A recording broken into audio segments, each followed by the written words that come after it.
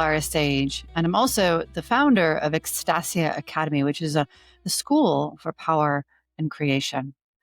And one of the most surprising truths that I come into encounter with is that people don't actually know what they desire. Yes, people have goals. People achieve those goals. People create beautiful, amazing success. And yet something within them doesn't feel complete, full, satiated, alive. One of my powers is the ability to recognize this in others.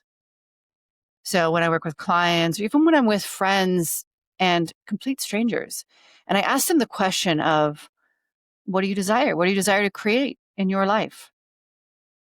And they give me an answer.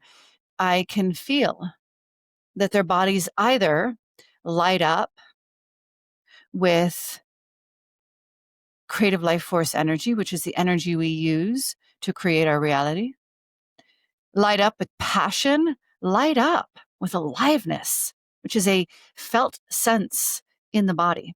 Or if it is flat, a flat line, which doesn't mean that whatever it is that they're working to create doesn't bring them joy, that they don't love it, enjoy it, all of those things. It just simply means that it is not that which ignites them. One of my clients came to me, a multi-millionaire, and he has created an extraordinary legacy. He has created a business that is a franchise, over 500 different facilities across the world. He's created generational wealth for his family. And yet he began to recognize that he couldn't stop. He couldn't slow down.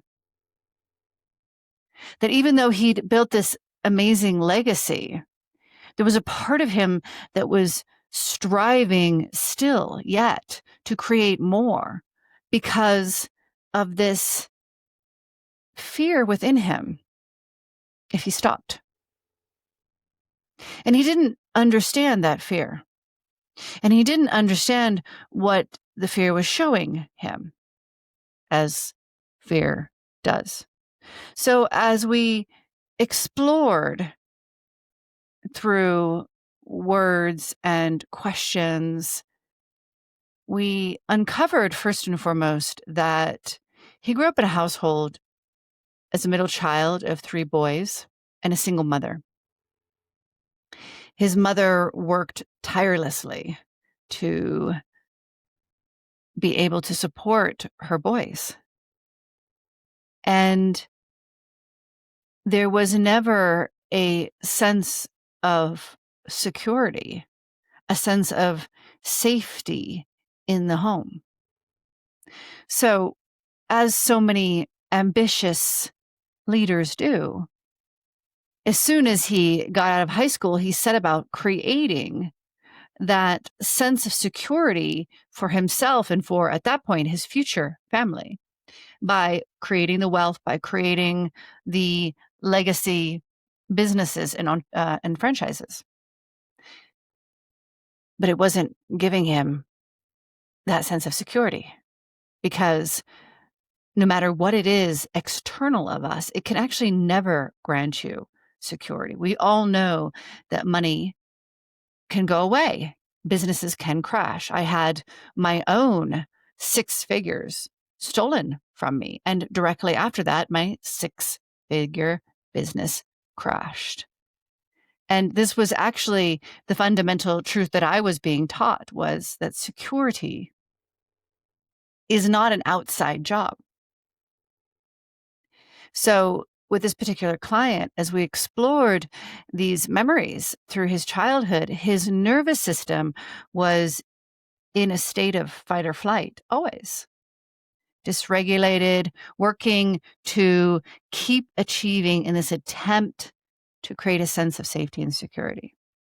So His desire was actually to create safety and security. And as so many of us do, we believe that that means something specific. If I have enough money, if I create legacy wealth, if I create businesses more than one, right? Not all your eggs in one basket, all of these things, then I will have. But he didn't have because it wasn't fundamentally in his nervous system. He didn't believe that he was safe and secure. So, in resolving this in the nervous system and in his belief structure, he started to not only be able to relax, started to experience a sense of peace that he had never known, never, ever known. Maybe, maybe very first few, you know, days or months of childhood, who knows, right? Couldn't remember that. That's for sure. Nothing he could definitely consciously recall. And this is the truth. This is the true desire. And the thing about desires, actual desires, desires that you actually crave, is that they break you open. When you realize them, you don't just realize them, you feel it. It resonates through your body as truth. Most people cry or gasp or like literally let out an audible sigh as if they've, for the first time ever, granted themselves permission to recognize something, to own something about themselves that they have been seeking their entire life.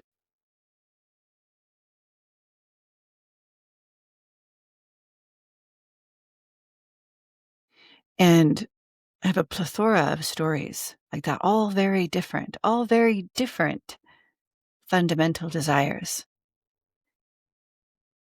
And the interesting thing is that when we believe that we're creating our desires, we have this sense that something is missing. We have this achievement and then the fallout after it. Like, well, I achieved that. It was glorious. Now what? Now I feel empty again. Now I feel like I have to go the next thing. And do not misunderstand me here. I am all about expansion. I'm all about our own personal journey of expansion. And there is a difference between expansion that is rooted in what you believe you desire that you don't actually desire, AKA, he believed that the money, the wealth, the companies, the businesses, all of that was what he desired, that would grant him the safety security. When you're expanding through false beliefs, false desires, that they're not completely false, they're not completely wrong, right? Like the example of this client was, yes, I mean, we have been taught in society that money grants you freedom, that money grants you safety and security, even though it is a fundamental lie. And yes, it does grant you freedom to some extent, but it is not core freedom. It can still be altered, destroyed, taken from you, where your sense of freedom, your sense of safety, security within your body, and the belief there can never be taken from you. That's the difference. That's the difference between being anchored in a belief structure that is, regardless of what happens in the market or to the country and the politics, all of that, it is unshakable. And so he believed that that was all true. So it wasn't a complete lie. It's not like he was completely off track, even though a lot of people are completely off track, following dreams that their parents projected onto them, following goals that humanity told them they should have. So that exists as well. Well, my primary point here is few. Actually, let me rephrase this. I actually have yet to meet somebody that wasn't already on the path of desire and understands what I'm teaching here that was creating their desires. I have yet to meet a single person. So that is a very high statistic because this is one of the things I explore a lot, like I said, with my clients, of course, but I ask my friends, I ask strangers because it ignites me. It is something of curiosity to me. So something I'm always exploring. So 100% of people that I've encountered have not been creating what they actually desire. Wow. So perhaps now you say, okay, wonderful. So how do I? Because in my framework, in my teaching, this is the first step. You can't know your direction if you don't know your direction, right? Your true north doesn't exist if you don't know which direction that is. So I'm going to bring in 3 steps. And these 3 steps are not probably anything you've ever heard anywhere else. Maybe some of them are, but I imagine the 3 steps combined you've never heard before. And if you really spend time with these 3 steps, you can reveal your desires to you. And one more thing I want to say before I move into the 3 steps is these innate desires, they are the seed of your destiny. When we recognize and pursue these desires, it doesn't matter what they are. It's really not about the thing. It's about what that thing ends up creating, which is your destiny. It is the fruit that it bears. Right? Because if you think about a fruit tree, starts off as a seed, grows into a tree. Yes, it's a tree, but it's the fruit that is really shared, enjoyed, experienced. And this level of a seed of your destiny, just think about that phrase. It will simultaneously ignite you and scare you because those two are, first off, one and of the same energies. But I guarantee you that it will challenge you in a way that you've never been challenged. Like, for instance, this client, he never had to consider his breath. He never had to consider how he felt in his body. It challenged him to move his awareness from the external to the internal. How do I feel? Where is a sense of safety in myself? How do I create that now in this moment, no matter what is arising? And that was a very big challenge for him. He knew how to create businesses. He knew how to create wealth. He knew how to support entire communities in beautiful ways. He knew how to interact. He knew how to speak to people, all of these gifts. But this, he didn't know how to do. It was definitely challenging for him. So it will challenge you. And that challenge is where that fear lives. So you want to find that desire. When you move through these steps, it should crack you open. It should hit you in the gut. It should collapse you into this beautiful energy of feeling like you are coming home while being triggered and activated and excited and scared all at the same time. All of these things under the same moment. That's aliveness. That's creation. That's the moment that you commune with your destiny for the very first time, perhaps. And it might be something that you've already known. A lot of my clients had visions, and myself included, as children, just imaginative visions of themselves long before they understood what those visions were and what they meant and had any kind of story around them, just pure, innocent imagination. And when we hit their core desires, they break open. Oh my God, I remember having these visions, these fantasies as a child. Yes, yes, yes. Okay. So let's dive in. So the first step that I recommend is being clear on what you don't want. This helps to clarify your mind. So I recommend writing out a list. This could be things that you don't want that you've never experienced, but you are very clear that you do not want them. It can also be things that you currently are experiencing, creating subconsciously that you don't desire. But make a list and notice as you make them how they make you feel.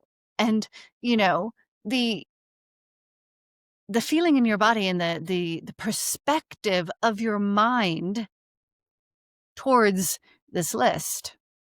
And, the more in depth you can make this list, there's nothing too big or too small that can go on this list that just simply clarifies this is what I don't want very, very clearly. So again, with that client, this is what led him to the right realization that there was something that he did want when he recognized that he didn't want to feel like he couldn't stop anymore.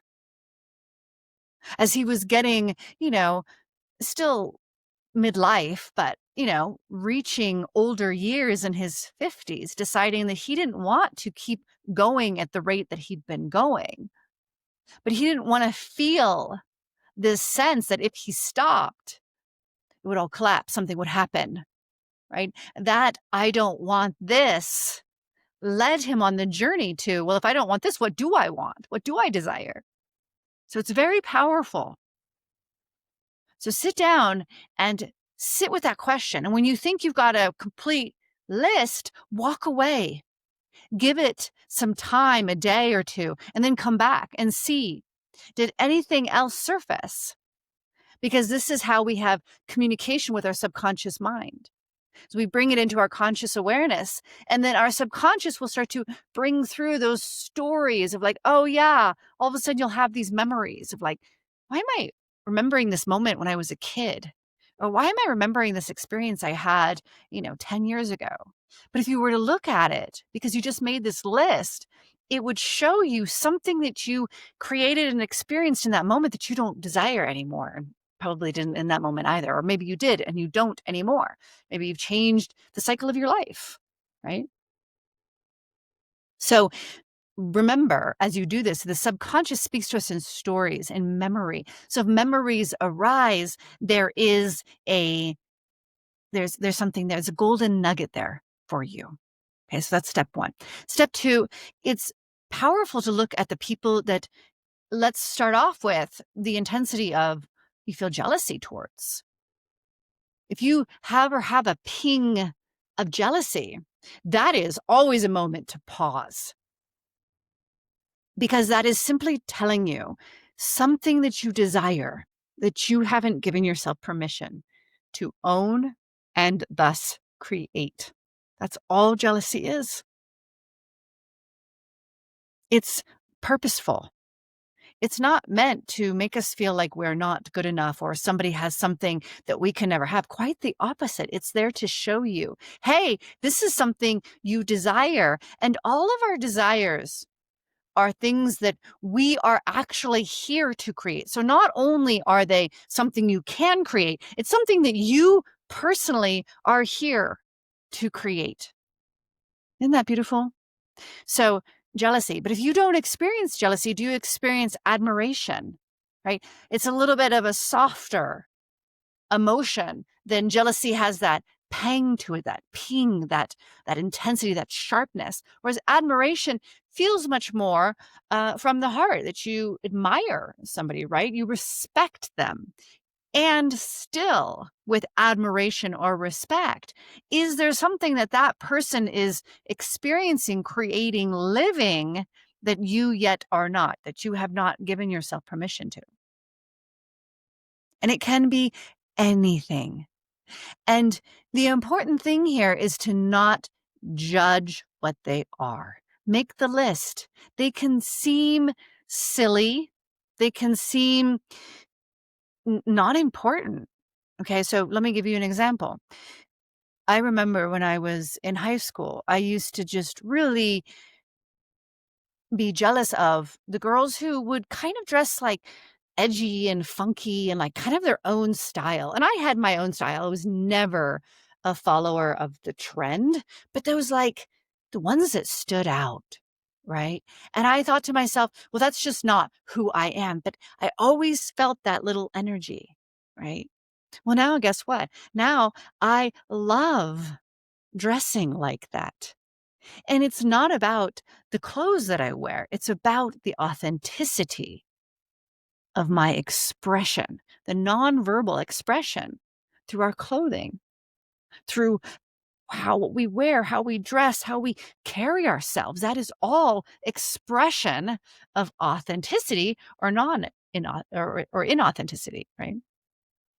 It took me years to realize that, and I had to really go through this weird experience of giving myself permission to wear what I wanted to wear, which again sounds so frivolous, but it wasn't at all.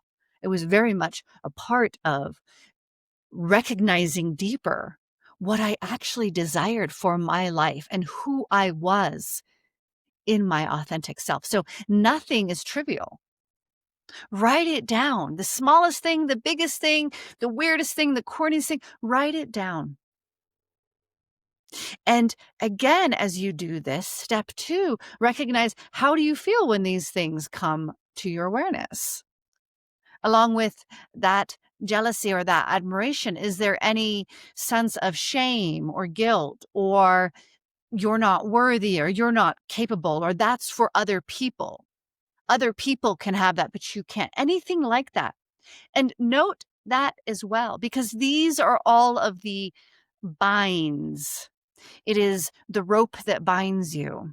It is the handcuffs that holds you. It is the shackles that anchor you and stop you from creating your destiny. So they're very, very, very important, even if they're hard to feel.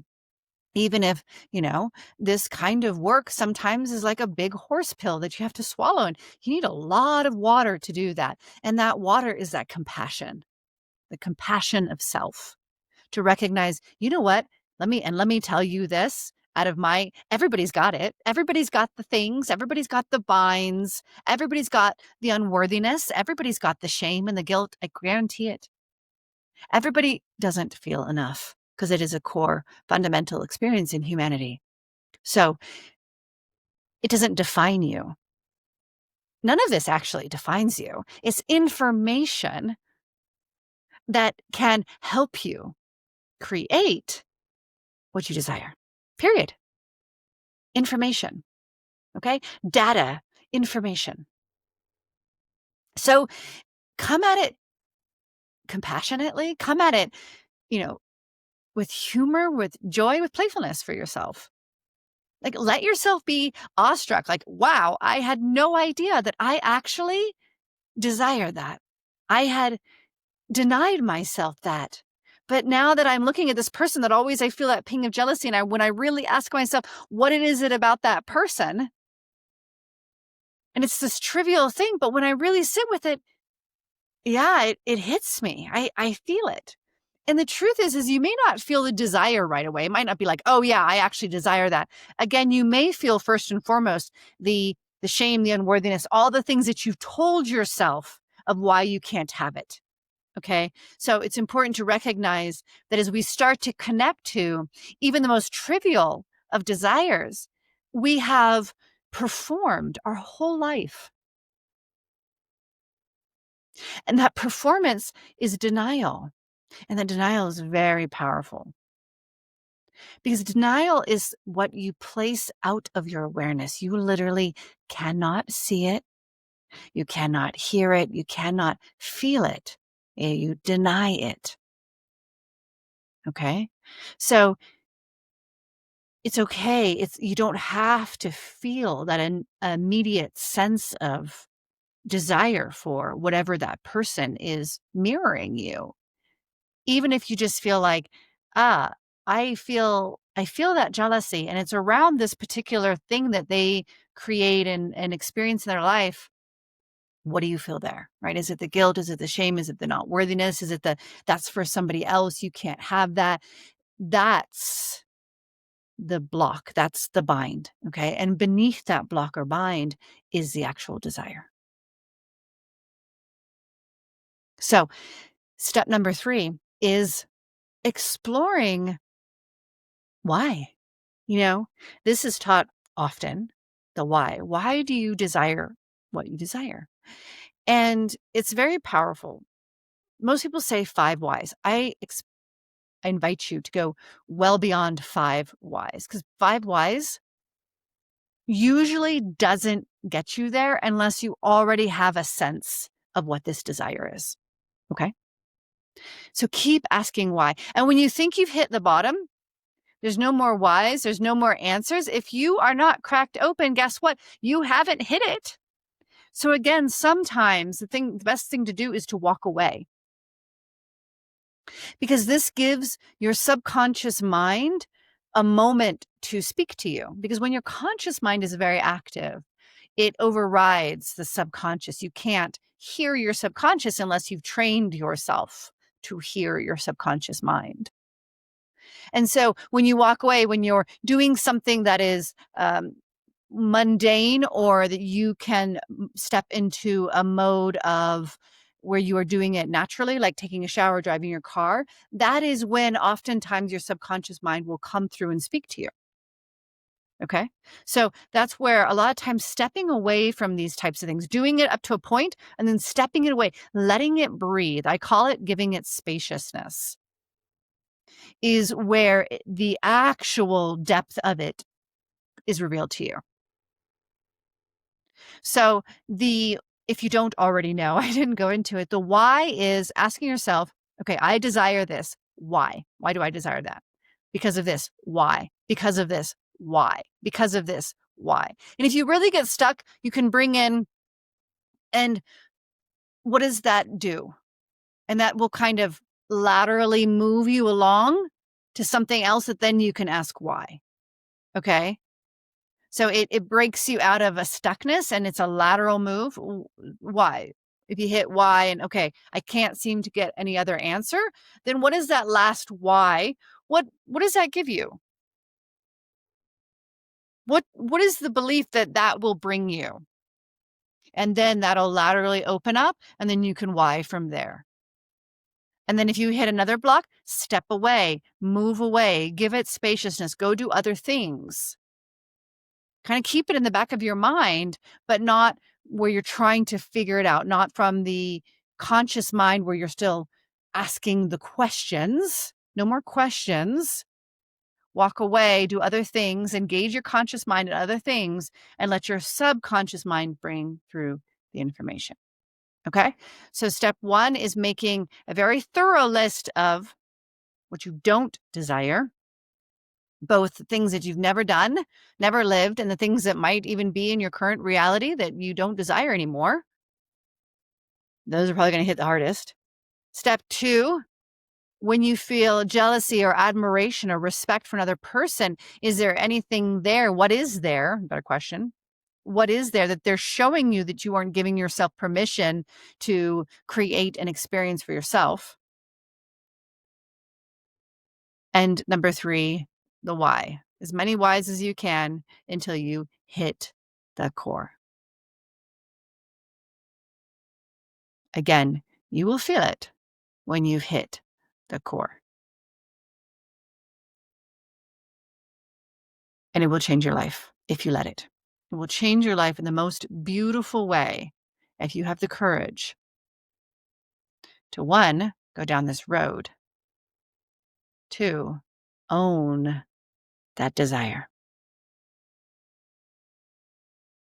As always, I appreciate you so very much. Thank you. And until next time, much